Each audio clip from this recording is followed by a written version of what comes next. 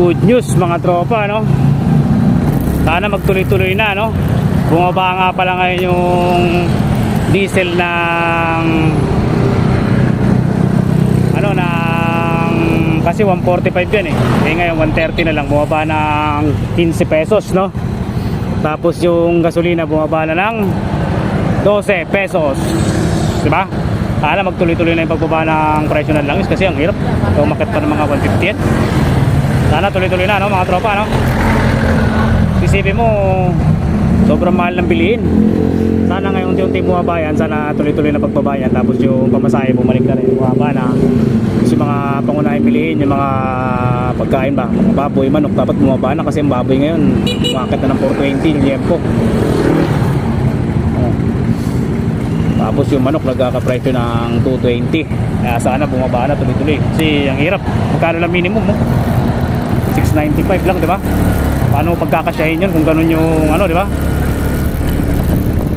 Kaya sana tuloy-tuloy na yung pagbaba niyan. Para kahit pa paano makakain tayo ng masarap, di ba? Mahirap kumain ng masarap pag sobrang mahal ng langis eh. Mahal ng diesel, mahal ng gasolina, di ba? Mahal ng kerosene, di ba? Yung gasol pa lang, puta, umakit ng 1.5, di ba? Yung 11 kilos. Tapos yung SK, yung super kalan, umakit ng 400. Sana bumaba na yun, hanggat mga 300 man lang, di ba? Kasi dati ang presyo nun 270 lang, 250, di ba? Ngayon pa lang, mabigat na yun sa gasusin natin, kung magkano lang kinikita natin, di ba? Kaya sana, hope na bumaba na yan ang tuloy-tuloy, no? Kasi pag umakit pa yan, ang tuloy-tuloy yan, umakit naman 70 yan diesel, no? Puro nakawan na ang mangyayari nun, harap-harapan na yun. Wala nang bumiyahe, hindi ko nun pag gano'n. Pagkikitain ng driver, di ba? Tapos lantara na yung nakawan, tataas yung bilan ng krimen, diba? Kahit pa paano, papasalamat tayo sa araw ngayon, April 2, 2026, di ba? Na bumaba na yung presyo.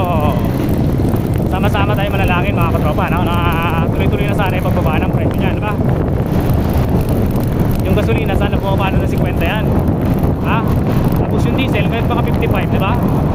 Ihaya-haya buhay, di ba? Tapos yung presyo naman balik sa 140, di ba? 140, 150. Yung baboy balik sa 240, di ba? 240 to 50. Di ba? Diba, ano?